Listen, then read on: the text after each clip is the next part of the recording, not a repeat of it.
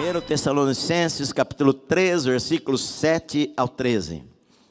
Sim, irmãos, por isso nós fomos consolados acerca de vós pela vossa fé, apesar de todas as nossas privações e tribulação. Porque agora vivemos, se é que estáis firmados no Senhor. Pois que ações de graças podemos tributar a Deus do tocante a vós outros, por toda a alegria com que nos regozijamos por vossa causa diante do nosso Deus, orando noite e dia com máximo empenho para vos ver pessoalmente, reparar as deficiências da vossa fé. Ora, o nosso mesmo Deus e Pai e Jesus nosso Senhor dirijam-nos o caminho até vós. E o Senhor vos faça crescer e aumentar no amor, uns para com os outros e para com todos, como também nós para convosco, a fim de que seja o vosso coração confirmado em santidade, isento de culpa, na presença de nosso Deus e Pai, na vinda de nosso Senhor Jesus, com todos os seus santos. Amém. Eu vou rapidamente dar o contexto da carta que nós começamos a ler há 5 semanas. É a 5ª semana que eu estou aqui nesse livro da Bíblia para você conhecer melhor a palavra de Deus.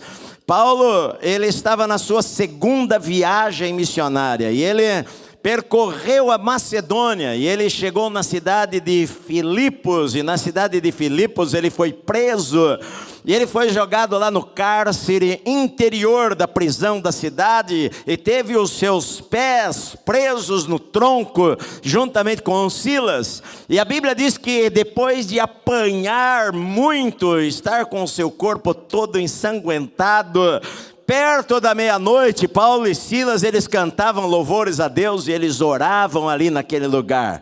Houve um terremoto naquele lugar. Quando nós adoramos a Deus, um terremoto acontece em nossas vidas. Às vezes a gente não vê com os nossos olhos, mas no mundo espiritual alguma coisa sobrenatural está acontecendo enquanto nós estamos cantando e louvando a Deus, meu amado. E eles são livres da prisão e vão para a cidade de Tessalônica. E lá em Tessalônica, Paulo vai à sinagoga, e na sinagoga ele prega, sinagoga dos judeus, ele prega por 3 semanas. Uma multidão de pessoas se converte ao Senhor. Por causa disso, levanta inveja, ciúmes. Se Deus abençoar a sua vida, pode estar certo de que alguém vai ter ciúme de você pelas coisas boas que estão acontecendo na tua vida. E por causa de ciúmes, as autoridades e os judeus alvoroçam a cidade e vão prender a Paulo, e os irmãos têm que tirar a Paulo da cidade de noite e levam a Paulo para a cidade que ficava a 80 quilômetros dali de Bereia. Enquanto aquela confusão na cidade de Tessalônica, os irmãos são presos, as autoridades levantam um tumulto na cidade para prender os cristãos, uma revolta. Paulo de Bereia, ele é obrigado a fugir da cidade, ele vai para Atenas. Lá em Atenas ele prega no Areópago. As pessoas, os intelectuais de Atenas zombam de Paulo porque ele fala da ressurreição de Jesus. E então Paulo vai até a cidade de Corinto. Lá em Corinto ele está sozinho, para se manter ele faz tendas, ele trabalha. Havia muita perseguição. Paulo ele sabe o que é uma vida difícil. Paulo ele sabe o que é apanhar por causa da sua pregação. Paulo sabe o que é ser zombado, o que é ser criticado, o que é ser desprezado.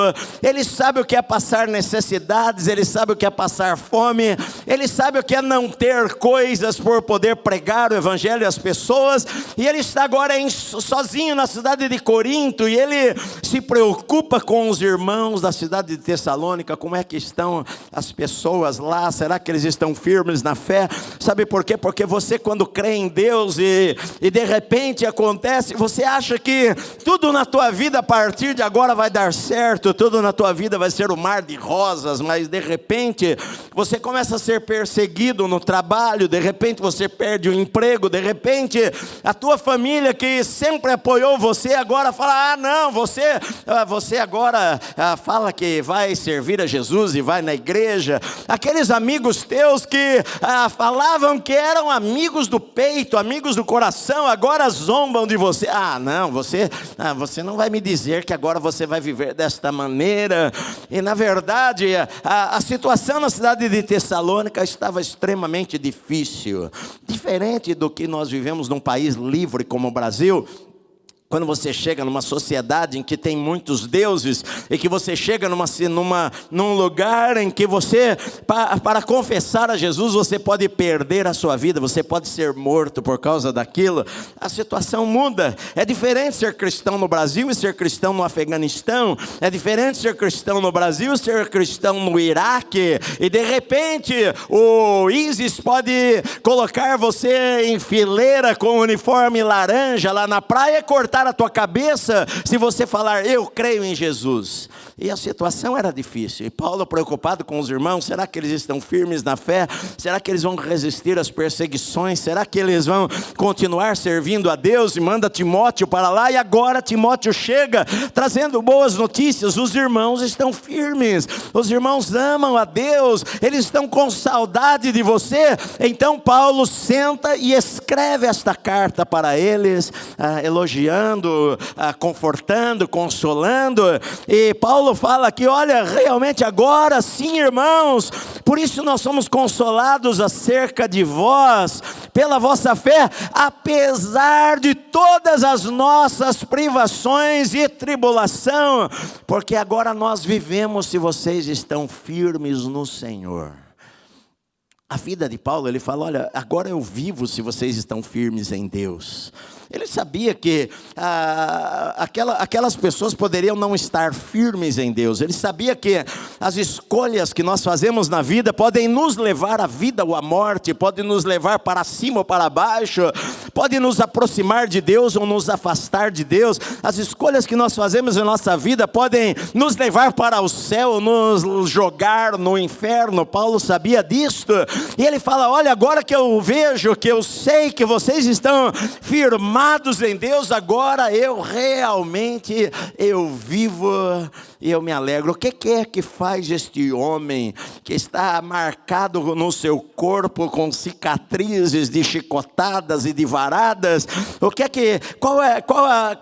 que motiva este homem? O que fortalece este homem? Apesar das tribulações, apesar dos problemas na vida, que todos nós temos problemas na vida, mas muitas vezes diante dos problemas nós deixamos de crer em Deus, nós deixamos de crer que o Senhor está conosco e faz milagres em nossa vida.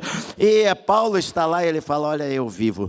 Muitas pessoas pensam que vida está no dinheiro, que vida está... Olha, hoje eu liguei a televisão na hora que eu estava almoçando não, tomei café e eu tomo café 2 da tarde no domingo, e eu liguei a televisão e estava um cantor lá falando, Eduardo Costa estava lá falando, e o Eduardo Costa, ele falou uma coisa, ele já foi da igreja cristã, evangélica, enfim, ele conhece a palavra de Deus, e ele falou o seguinte, eu achava que se eu tivesse muito dinheiro, se eu ficasse muito rico, eu iria ser feliz. Eu achava que quanto mais dinheiro eu tivesse, mais feliz eu estaria, e eu descobri que não é verdade.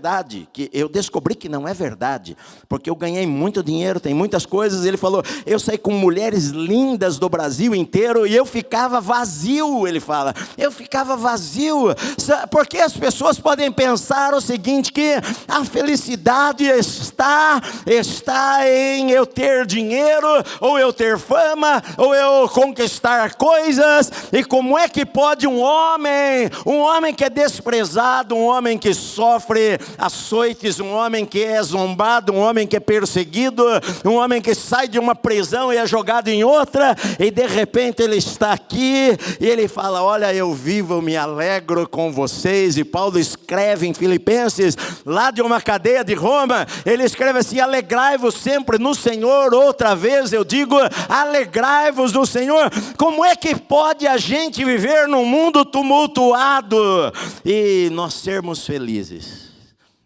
Veja que atitude, as coisas que nós fazemos. E aqui nesse texto, algumas coisas que Paulo faz e que a gente percebe que por causa dessas atitudes, ele tem uma vida feliz. Por causa das atitudes que ele tem. A primeira coisa que eu vejo aqui é que Paulo tinha um coração grato, apesar de, diga, apesar de. Versículo 7 diz: apesar de todas as nossas privações e tribulações, Paulo tinha um coração grato. Versículo 9 diz: pois que ações de graça nós podemos tributar a Deus por causa de vocês. Que ações de graças. Paulo tinha um coração agradecido. Sabe, a gente não precisa ter muitas coisas na vida para ter um coração agradecido. A gente precisa conhecer a Deus e amar a Deus para a gente aprender a ter um coração agradecido. A Bíblia diz assim: olha, se você tiver o que comer e o que beber, esteja com isto feliz. A gente muitas vezes não tem um coração agradecido a Deus. A vida é chata, a vida é ruim, a vida se torna muito ruim quando a gente é uma pessoa que reclama das coisas da vida. Tem gente que está acostumada a reclamar. Agora chegou o frio, ela reclama porque está frio demais. Quando chega o calor, ela reclama porque está calor demais. Se estiver chovendo, ela reclama porque está chovendo demais. Ela reclama da comida, ela reclama que não tem roupa, ela reclama disso e daquilo. É aquela história, sabe? Eu reclamava do meu sapato até que eu olhei para uma pessoa que não tinha pé. E aí eu tenho que parar de reclamar, porque a gente reclama de tudo na vida, muitas vezes murmura de todas as coisas. Como é que pode um homem marcado, um homem com cortes pelo seu corpo, um homem que estava preso, de repente ele fala: eu dou graças a Deus, porque vocês estão firmes no Senhor. Eu dou graças a Deus pelas coisas que Deus faz em nossa vida. Sabe, meu amado, o que eu e você precisamos aprender a ter em nossa vida é um coração agradecido. Hoje de manhã eu falei para os irmãos: vocês viram que dia lindo que está hoje? Eu saí no estacionamento, a hora que eu ia embora, tinha um casal com roupa de ciclista, todo uniforme de ciclista, com as bicicletas aqui. Eu falei para eles: olha, vocês já vão andar? Falei: pastor, nós já andamos pela Brasleme, já andamos, acho que teve alguma corrida aí hoje, e vieram para o culto, adoraram a Deus, e estavam pegando a bicicleta para andar de novo. E eu falei para eles: vocês viram que dia lindo, pastor, que dia maravilhoso. Sabe, você já reparou e contou quantas bênçãos Deus derramou sobre a sua vida hoje? Só hoje, meu amado. Quantas bênçãos Deus derramou sobre a sua vida hoje? Vocês tiveram que comer. Vocês levantaram e os familiares de vocês estavam ali, talvez do teu lado. Você olhou na cama do teu filho, ele estava lá dormindo pela manhã. E vocês almoçaram juntos. E vocês têm saúde, e vocês têm o sustento necessário. Você pode pensar: pastor, olha, eu estou desempregado, eu não tenho tantos motivos assim para adorar a Deus, mas até aqui você está vivo, você está vestido, você está comendo, você tem um teto para morar, você tem uma família. Sabe, querido, o dia de amanhã pertence a Deus. O Senhor, Ele tem o controle sobre todas as coisas, e a minha função é confiar que Ele vai cuidar da minha vida amanhã, como Ele tem cuidado até agora. Mas a gente tem que aprender a ter um coração grato a Deus. Senhor, obrigado. A Bíblia diz assim: bendize, ó minha alma, ao Senhor, e tudo que há em mim, bendiga o seu santo nome. Bendize, ó minha alma, ao Senhor, e não te esqueças de nenhum só dos seus benefícios. Não te esqueças das coisas que Deus tem feito pela tua vida. Bendize a Deus. Sabe, se você passa por uma situação difícil, de morte, você recebe lá um diagnóstico de um médico, que você está com câncer, e aí todo mundo fica apavorado lá na tua casa, e que situação difícil, e de repente você faz lá a quimioterapia, e você faz as coisas que precisa, e toma os remédios, e de repente o médico fala para você, olha, você está curado, mas nós vamos esperar 5 anos, e de repente os anos passam, que nem eu tive um amigo meu que esses dias chegou para mim e falou, pastor, eu fiz o último exame, 5 anos depois, e o médico falou que não há mais nenhum vestígio de câncer no meu corpo. Uma pessoa que passou quase pela morte, ela começa a ver a vida de uma maneira diferente. Ela começa a ver que o sol é bonito, que a marginal é bonita, que as plantas são bonitas, que os passarinhos são bonitos. Ele começa a observar as coisas ao redor dela, e começa a ter um coração mais grato por estar vivo. A vida é extremamente preciosa, meu amado. Por que você desperdiça a tua vida reclamando, murmurando? Eu não vou na igreja porque eu não tenho roupa para vestir. Você tem 35 vestidos e calça jeans. Eu não tenho sapato. Você tem 45 pares de sapato. E só tem 2 pés para usá-los. Se você tiver um par de sapato, e se ele estiver furado, você vem para a casa de Deus adorar a Deus e agradecer, Senhor, obrigado porque eu tenho 2 pés para usar os sapatos. Tem pessoas que gostariam de ter o que eu tenho, e elas não tendo, têm um coração grato. Tem gente que tem muito menos do que você e tem um coração grato a Deus, e acorda pela manhã e fala, Senhor, obrigado, Senhor, por este dia. E você às vezes não tem um coração grato. É que nem o povo de Israel, quando estava lá no deserto, eles tinham o maná, mas se acostumaram com o maná. Esse maná aqui, nós estamos cheios desse maná, nós não queremos isso daqui. Às vezes a gente se acostuma com as bênçãos de Deus, e ao invés de nós recebermos as bênçãos de Deus com alegria, gratidão, a gente começa a reclamar daquilo que nós não temos. A grama do vizinho parece que é mais verde, e não é. A gente tem o que a gente precisa na nossa vida, e a gente tem que aprender a ter um coração grato, amém, meus amados? E é o que Paulo fala aqui, olha, ele tinha um coração grato a Deus. Ele fala, graças a Deus, eu dou graças a Deus pela vida de vocês. E a segunda coisa que Paulo fala, que a gente vê na vida dele, é que ele era um homem de oração constante, porque ele fala aqui no versículo 10, orando noite e dia com o máximo empenho. Sabe, a oração muda a nossa vida, meu amado. A oração não muda a Deus, a oração não convence a Deus, a oração muda a nossa vida. A oração sabe por que eu oro? Eu oro que eu tiro aquele peso que às vezes está sobre os meus ombros, e eu vou lá no meu quarto, eu ajoelho na igreja, eu ajoelho no banheiro, eu ajoelho na minha casa e falo, Senhor, olha, o fardo está nas tuas mãos, a minha vida está em tuas mãos, esta situação que aos meus olhos é impossível estar nas tuas mãos. E quando a gente coloca a nossa vida nas mãos do Senhor, e a gente ora e entrega a Deus, a gente levanta daquele lugar mais aliviado. Não é verdade? A oração é entregar a Deus as nossas necessidades, é entregar a Deus as nossas inquietações, é entregar a Deus as nossas preocupações, é entregar a Deus as nossas ansiedades.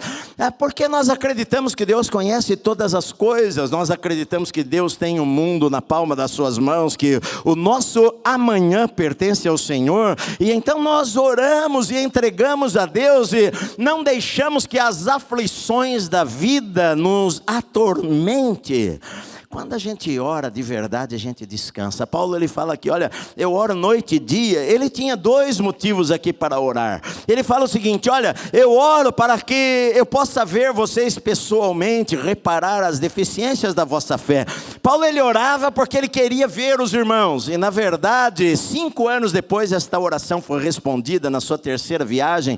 Na terceira viagem missionária de Paulo, que a Bíblia fala, ele passou pela Macedônia e ele reviu os irmãos que ele não via há muito tempo. Então, às vezes as nossas orações não são respondidas imediatamente, mas se nós crermos, elas vão ser respondidas em algum momento da nossa vida, e nós devemos orar crendo que Deus vai responder as nossas orações em algum momento. A gente não vive pelo que a gente vê, porque a gente às vezes ora e não vê nada. A gente às vezes ora e não vê os resultados das nossas orações. A gente às vezes ora e parece que nada acontece. Mas a gente ora e não vive pelo que a gente sente. A gente ora e crê que Deus ouve orações e Deus responde orações na hora certa, na hora dele. E aí a gente descansa. Paulo ele fala o seguinte: eu oro por vocês para reparar a fé de vocês. A palavra aqui reparar é consertar, é sustentar, é consertar a rede, é emendar os ossos numa cirurgia. A palavra que Paulo usa é como se ele estivesse consertando umas redes que estão quebradas. Ele fala, a minha intenção é ir até vocês para reparar as deficiências da sua fé. Pastor, o que seria deficiências da fé? Deficiências da fé são coisas, por exemplo, que a nossa fé precisa ser corrigida.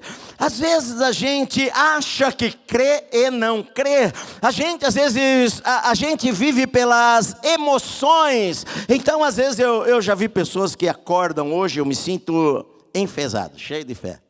Amanhã eu me sinto vazio.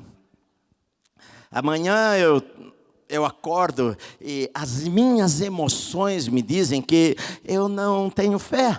Às vezes a gente vive uma fé emocional. A fé não é emocional.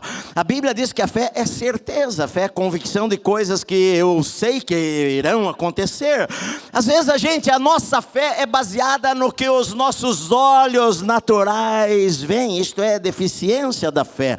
A fé não se baseia no que os olhos naturais veem. A fé não se baseia no diagnóstico que o médico deu para você. A fé não se baseia se você perdeu o emprego, se você está desempregado ou não está desempregado. A fé não olha para estas coisas. A fé ela olha para o invisível, ela olha para uma promessa de Deus, de maneira que se você não conhece a Bíblia, não tem como você ter fé de Deus. Não tem como. As pessoas falam assim, eu tenho muita fé. Não, elas não têm fé. Elas acham, elas imaginam que têm fé. Jesus ele falou assim, se você tiver fé do tamanho de um grão de mostarda, você fala para esse monte, sai daqui, vai para lá. E vai acontecer. A fé, ela vem como? A Bíblia diz, a fé vem por ouvir a palavra, por conhecer a palavra. Se você não conhece, não tem como você crer, meu amado. Você não crê no que você não conhece. Se você não conhecer a Bíblia, você não vai ter fé, a fé de Deus. Você pode ter uma confiança humana, emocional, emotiva, que faz com que você hoje acredite, mas amanhã você não acredita. Esta semana um pastor amigo meu do interior, alguém falou para mim aqui na conferência, um pastor falou para mim, ora pelo tal irmão, porque ele foi fazer um exame de sangue, as plaquetas dele estavam muito baixas, e o médico achou melhor pedir um exame para ele, mais detalhado, e aí depois passaram-se 2 dias, o outro irmão falou aqui na conferência para mim, olha pastor, ele fez o exame lá e realmente ele está com leucemia. Esse pastor amigo meu, tem 40 anos, e aí mandei uma mensagem para ele, eu vi que ele colocou alguma coisa falando que iria começar imediatamente, o médico quis começar imediatamente a quimioterapia, e eu mandei uma palavra para ele, falando, meu querido irmão, olha, estou orando por você, Deus te fortaleça, te abençoe, se precisar de alguma coisa, eu estou aqui, e ele me respondeu, ele falou, pastor querido, obrigado pelas orações, as orações dos irmãos fortalecem a minha vida. Ele falou, eu estou animado, eu sei que Deus está sempre com a gente. A Bíblia fala, ainda que eu ande pelo vale da sombra da morte, eu não temerei mal nenhum, porque tu, Senhor, Senhor, estás comigo, a tua vara e o teu cajado me consolam. Fé é baseado numa verdade, fé não é emocional, porque se você recebe uma notícia dessas que abala você, você fica desesperado, o que eu vou fazer da minha vida? Você olha e vislumbra a morte, vê o teu caixão e os irmãos chorando ali perto de você, e a tua família desamparada. Isto não é fé, a fé é convicção numa palavra de Deus. Então eu não tenho como ter fé se eu não conhecer a palavra de Deus, se eu não conhecer a Bíblia. Por isso que eu falo para você, você precisa ler a Bíblia. A fé vem por ouvir e ouvir a palavra de Deus. Pastor, como é que eu cresço na fé? Olha só, eu cresço na fé ouvindo o ensino, ouvindo a pregação, ouvindo as escrituras. Por exemplo, eu ensinei para vocês aqui há alguns meses atrás sobre o caráter de Deus, os atributos de Deus. Aí eu preguei 3 meses. Aí eu falei, Deus é onipotente. Mostrei textos bíblicos que mostram que Deus é onipotente. O que significa que Deus é onipotente? Significa que Deus é todo poderoso. Aí você recebe a palavra, uau, eu sirvo a um Deus que é todo poderoso. Sabe por que eu sirvo a um Deus que é todo poderoso? Porque eu vejo na Bíblia que Ele fez milagres. Eu creio num Deus que abriu o Mar Vermelho, que abriu o Rio Jordão, que levantou os mortos, que levantou o paralítico, que curou o cego. Um Deus todo poderoso, que não há impossíveis para Ele. A tua fé cresceu. Aí você ouve que Deus é onisciente. O que é que Deus é onisciente? Deus, Ele sabe todas as coisas. Deus conhece o passado, Deus conhece o presente, Deus conhece o futuro. Deus conhece a tua vida. Você não sabe o que vai acontecer com você daqui a 1 hora. Deus já sabe o que vai acontecer com você daqui a 1 hora. Deus sabe o que vai acontecer com você amanhã. O fato do teu patrão chegar para você e falar para você esta semana ou a outra semana, você está despedido.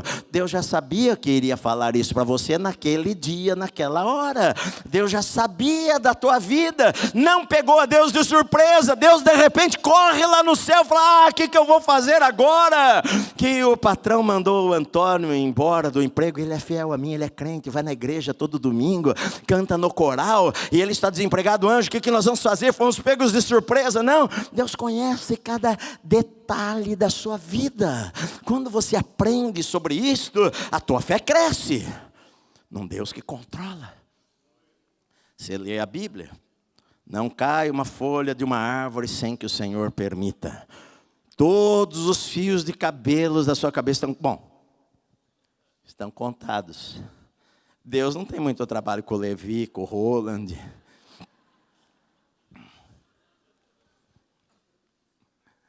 Olha ali assim, tudo lisinho.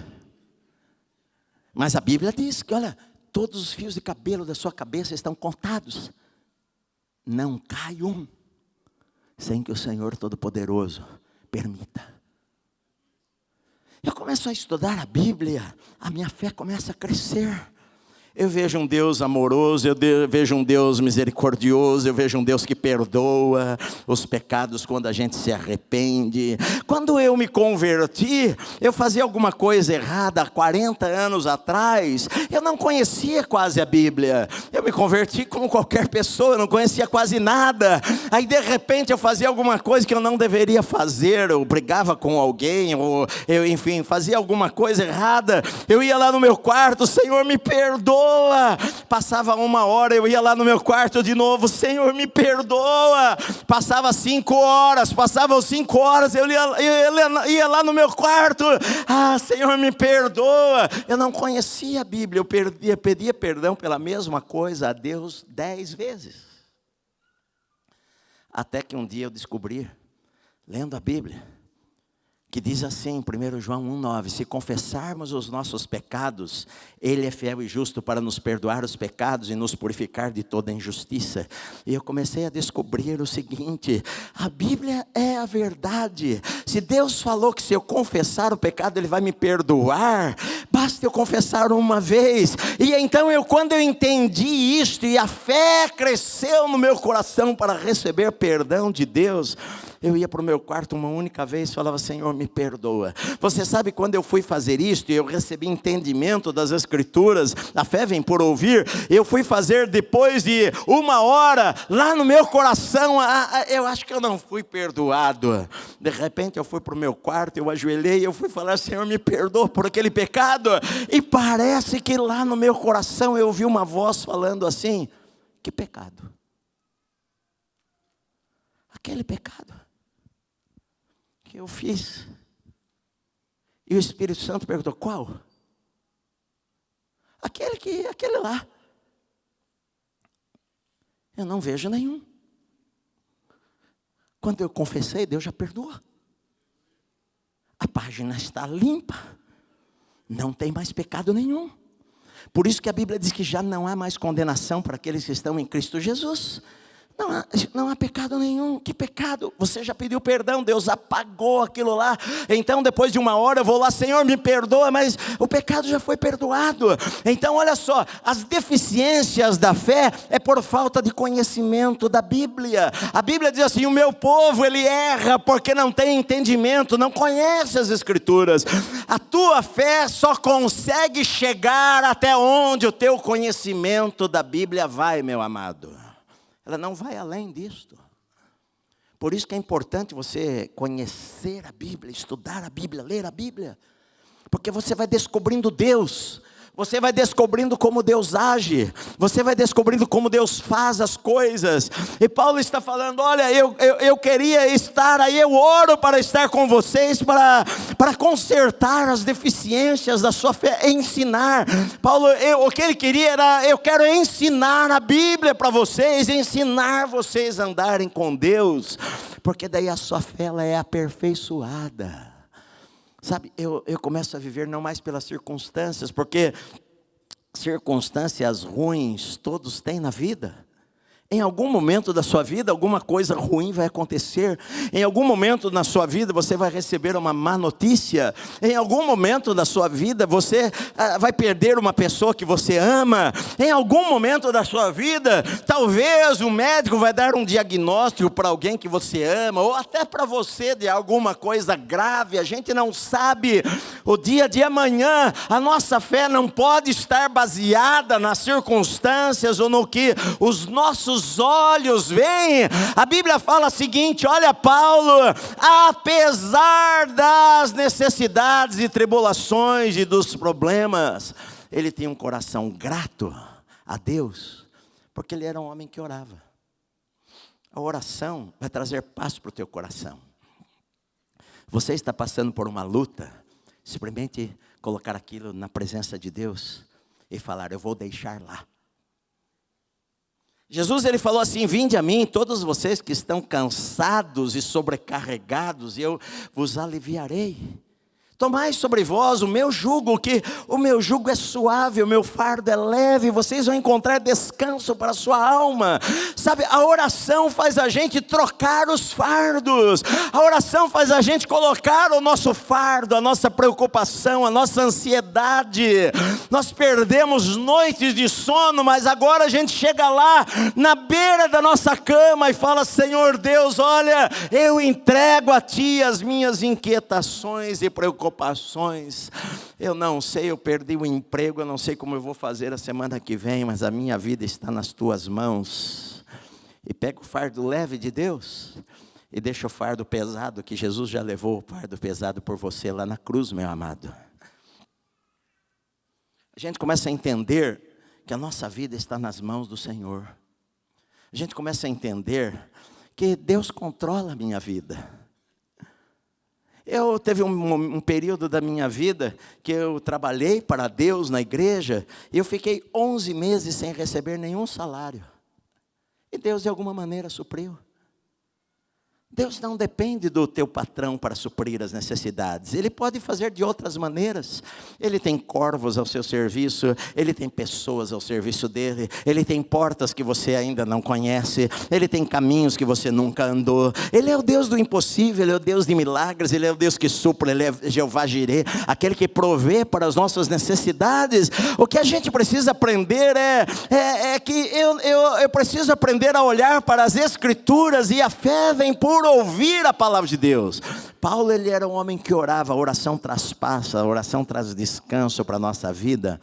A oração faz a gente descansar. Paulo, ele fala a terceira coisa aqui que eu vejo na vida dele, era um amor que ele tinha pelas pessoas e pelos irmãos, porque ele fala o seguinte no versículo 12, o Senhor vos faça crescer e aumentar no amor uns para com os outros e para com todos, como também nós amamos vocês. Que Paulo está dizendo, olha, a gente ama vocês, eu amo vocês de uma tal maneira, que eu saí de Tessalônica, não foi porque eu tinha medo de morrer, não foi por causa disso, porque se for preciso, eu dou a minha vida por vocês. A gente às vezes não sabe o que é amor. A Bíblia diz aqui que a gente pode crescer, diga assim, eu posso crescer em amor. Amor que a Bíblia fala, que é a palavra ágape, é o amor que dá, é o amor que paga um preço, é o amor que sacrifica, é o amor que faz o melhor. Amor não é apenas emoção, porque emoção pode passar.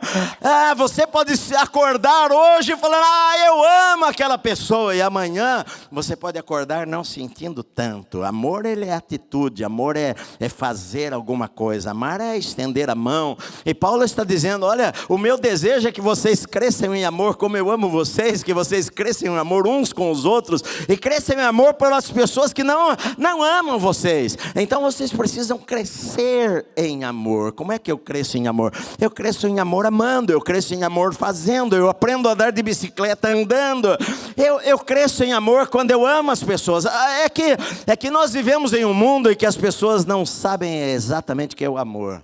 Olha, fulano matou a esposa por amor.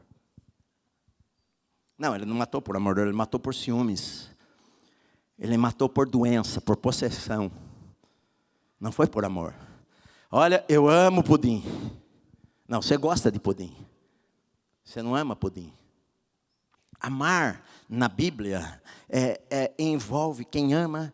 1 Coríntios 13, Paulo fala sobre amor. Amor é paciente, o amor é bondoso, o amor é longânimo, o amor não pensa em si, o amor não é egoísta, o amor quer fazer o bem para outra pessoa, o amor elogia outra pessoa, o amor exalta as qualidades, as virtudes, o amor não olha para os defeitos, o amor não joga a pessoa para baixo, o amor levanta a pessoa, o amor oferece, o amor ajuda, o amor dá o copo de água, o amor ajuda na necessidade, o amor está presente no hospital, quando a pessoa amada precisa e você está lá. Às vezes o amor só sorri, o amor abraça, às vezes o amor enfia a mão no bolso e tira o dinheiro e ajuda o necessitado, e ajuda a viúva, e ajuda o pobre, e ajuda o caído, e ajuda a levantá-lo. Tiago, ele fala o seguinte, que adianta você estar na igreja e você fala, eu amo meu irmão, mas você não faz nada por ele, e de repente aquela pessoa que está do teu lado está passando uma necessidade, não tem nem o que comer, e você sabe que ele não tem o que comer, mas você fala para ele, olha querido, e ele fala para você, nossa, eu estou numa situação assim em casa, olha meu irmão, eu perdi o emprego e a gente em casa, a gente quase não tem, essa semana ora por mim, porque essa semana a gente não tem a compra, nós não temos nem o arroz para comer. E você fala para ele, amém, irmão, vou orar por você, Senhor, abençoa a vida dele, supra a vida dele, dá prosperidade a ele, guarda a vida dele, Senhor, faça milagre na vida dele, e você chora, meu irmão, Deus te abençoe.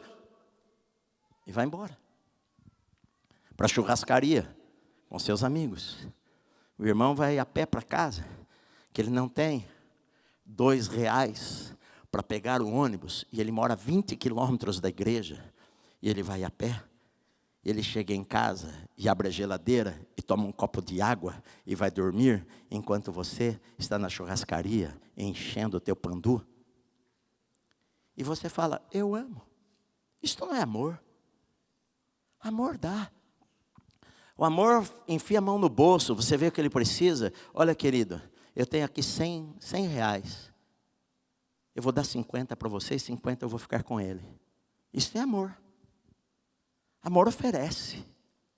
Paulo está dizendo, olha, a minha oração é que vocês cresçam em amor, porque igreja é mais do que assistir culto sentado e falar, que palavra maravilhosa, eu amo os louvores, eu amo esta igreja, e voltar a semana que vem.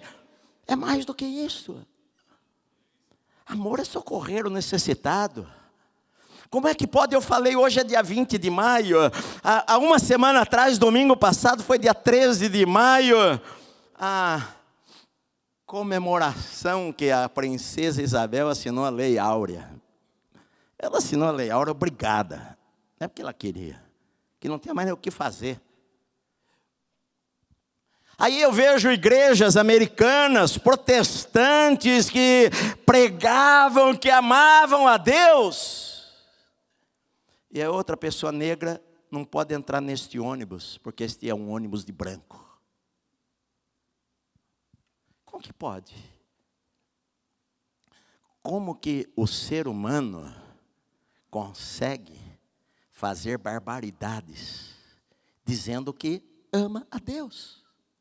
A Bíblia, Deus fala assim, olha, como é que você fala que ama a Deus a quem você não vê, e você não ama o teu irmão que você vê? Mentiroso. A Bíblia diz assim, que aquele que ama Jesus, ele falou, olha, nisto vocês vão conhecer, nisto vocês vão saber que são meus discípulos, se vocês tiverem amor uns pelos outros. Não é se você frequenta a igreja, não é se você sabe dar aleluia alto, não é se você sabe falar o evangeliquez e falar glória a Deus em tudo. Não adianta você falar glória a Deus em tudo, e você não ama o teu irmão, e você não ama as outras pessoas. Olha, Paulo está dizendo o seguinte, Paulo está falando assim, olha, o que eu quero é que vocês cresçam em amor uns pelos outros e por todos. Paulo, ele está falando que você tem que amar aquela pessoa na cidade de Tessalônica que está perseguindo você. Os religiosos, eles falavam o seguinte, na época de Jesus, os fariseus falavam o seguinte, olha, ame quem ama você, quem não ama você, odeie. Jesus, ele falou o seguinte, olha, ouvistes o que vos foi dito, amai os vossos amigos e odiai os vossos inimigos. Eu, porém, vos digo, amai os vossos inimigos e orai pelos que vos perseguem. Você está sendo perseguido no seu trabalho, alguém quer puxar o teu tapete lá no teu trabalho, ore por ele, mas não ore por ele, Senhor, traga todas as pragas do Egito sobre a vida dele, Senhor, que ele escorregue, quebre a perna e perca o trabalho em nome de Jesus. Não é isto. Senhor, que a maldição da besta venha sobre a vida dele. Não. Jesus, ele falou, se alguém te der um tapa no rosto, vire outra face. Jesus está falando que a gente é frouxo, que a gente é forte? Não. Se você vier fazer bagunça aqui na igreja, nós vamos agarrar você e vamos levar você lá fora. Não vamos bater em você. Vamos orar por você, vamos te dar comida. Mas não está dizendo, olha, seja frouxo, todo mundo pisa em você. Não é isso que está dizendo. Mas o que está dizendo é que eu não tenho que odiar ninguém, que eu não tenho que querer o mal de ninguém. Sabe aquela pessoa lá na cidade de Tessalônica, que estava perseguindo, que bateu em Paulo? Paulo falou o seguinte, olha, sabe qual a maneira de você pregar o evangelho para esta pessoa? É amando. Sabe o que você faz com aquela pessoa que te faz o mal? A Bíblia diz assim, vai lá e dê um copo de água para ele, porque assim você vai amontoar brasas vivas sobre a sua cabeça. O que vai acontecer? A consciência dele vai começar a pesar, o Espírito Santo vai começar a usar a tua atitude, ele é diferente. Sabe, São Francisco de Assis, ele falou o seguinte, pregue o evangelho, e se necessário, use palavras. Porque a gente às vezes quer pregar o evangelho no nosso trabalho com palavras e não vivemos nada. A carta de Cristo é a minha vida e a tua vida, meu amado. A minha vida e a tua vida fala mais alto do que as nossas palavras. Não adianta você vir aqui e falar, Senhor, eu amo a Deus, e você não ama a esposa que dorme na mesma cama que você. Você não a ama. Eu falei hoje aqui, hoje eu contei uma vantagem aqui, querida. Eu falei que eu estava deitado e a minha esposa falou, ontem, falou, puxa, eu não trouxe água. Eu levantei e fui lá buscar água para ela. Ela não precisou pedir para mim. Amar é fazer o melhor. Amar é ajudar a esposa em casa. Amar é falar que ama e agir.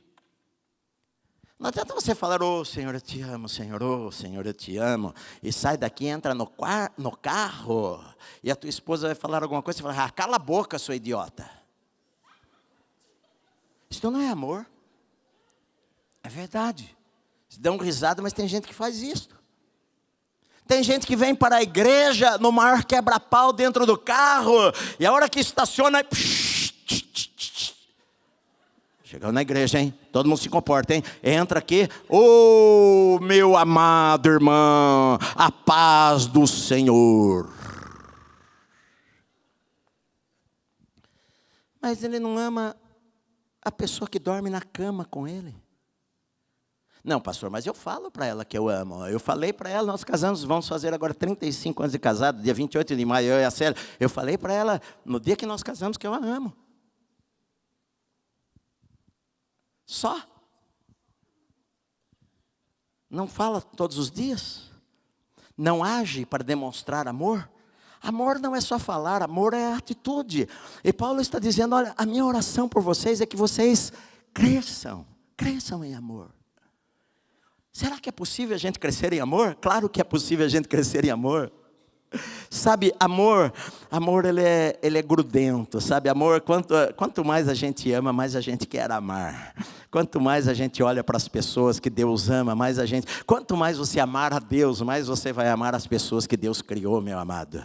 Para você não ter acepção de cor, de raça, de dinheiro. Não tem acepção. Você ama a pessoa independente de quem ela seja. Ela às vezes pode até falar mal de você, mas ainda assim você a ama e quer o melhor para a vida dela.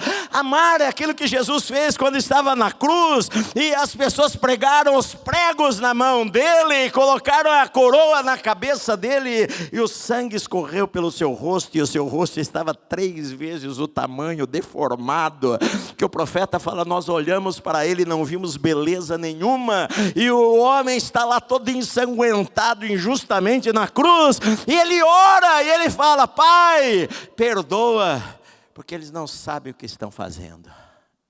Isto é amor. Paulo está falando, olha, aprenda a amar desta maneira, aprenda a fazer alguma coisa. Tem gente que ele fala, eu amo meu filho, mas ele só fala palavras ruins para o filho. Você não serve para nada, você é um idiota, você nunca vai ser nada na vida. Sabe, eu não posso viver, isso não é amor. Amar é falar, filho, você é precioso, você vai ser um grande homem nesta terra. Deus tem planos maravilhosos para a sua vida. Eu tenho o maior orgulho em ser o seu pai. Isso é amor. O amor, ele levanta a pessoa e não joga a pessoa no chão. E se você erra, você vai lá no teu quarto e se ajoelha e fala, Senhor, me perdoa. E a Bíblia diz assim, que Deus é fiel e justo para nos perdoar de todo pecado e de toda injustiça. E Deus perdoa você, apagou, e a tua página está limpa diante dele. Amém?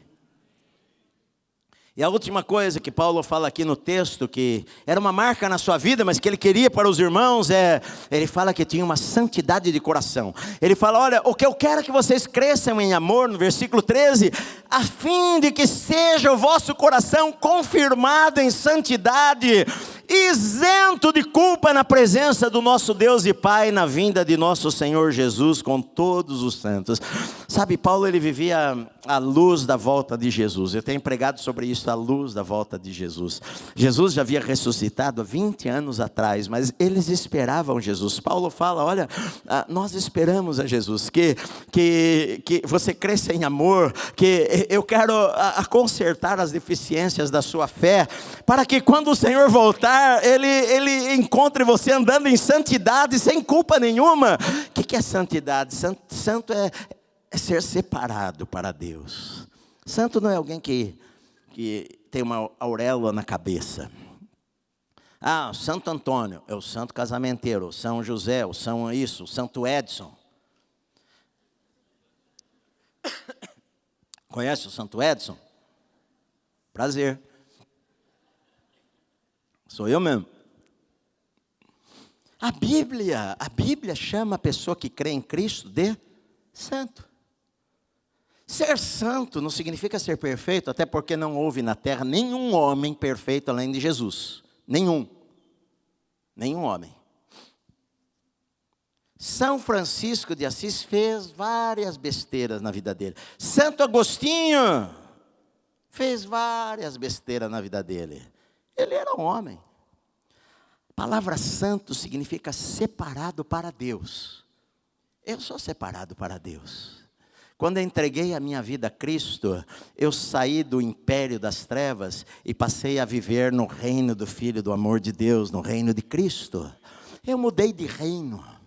Eu hoje tenho outro Senhor na minha vida, o diabo não é mais o meu Senhor. Eu não sou mais uma marionete na mão dele, que ele faz o que quer da minha vida. Eu fui liberto. Hoje eu estou em outro reino, no reino de Deus. A Bíblia nos chama de santos, separados. E Paulo fala o seguinte, olha, só que a santidade que você deve buscar na sua vida, a separação para Deus, tem que ser de coração, diante do nosso Deus. Para que quando Ele voltar, Ele encontre você isento de culpa, vivendo para Ele. Como é que pode? Eu volto a falar aquilo que eu falei no comecinho. Ah, pastor, se eu tiver dinheiro, vou ser feliz. Se eu ganhar na loteria, vou ser feliz. Acertar na Mega Sena, pastor, vai ser uma alegria. Está cheio de gente que acertou em Mega Sena, em Mega disso e daquilo, e acabou com a vida. Acabou com a vida. Ele era feliz antes. A gente não precisa. Quando eu falo para casais, eu falo isso daqui. Querido, você não tem dinheiro para pagar um jantar num restaurante legal para levar tua esposa. Você não precisa disso para ser feliz. Pega R$1, compra um picolé ali na esquina. Vai passear no parque com ela. Eu gosto do Ibirapuera. Vou pouco. Mas eu gosto de ir lá, minha esposa sabe que eu gosto de ir lá. Para mim é uma alegria ir lá. Gente correr no meio daquele povão lá, vai no banheiro, está tudo lotado de gente. Tem 35 pessoas na tua frente, você está feliz da vida. Toma uma água de coco, que maravilha. Você não tem dinheiro, não precisa de dinheiro para ser feliz. Sabe, dar a mão para a esposa, dar a volta no quarteirão, fala para ela correr, corre atrás dela. A vida é boa demais. A vida é boa demais para reclamar da vida. A vida é boa demais. A gente tem que ter um coração mais grato. Como é que pode este homem, todo ensanguentado em uma cadeia, perto da meia-noite, ao invés de murmurar e reclamar, ó vida, ó céus, ele está lá, Senhor, obrigado, porque eu tenho a maior alegria de todas, que é ter o Senhor. Ter Jesus é a melhor coisa, a melhor alegria que existe. Acordar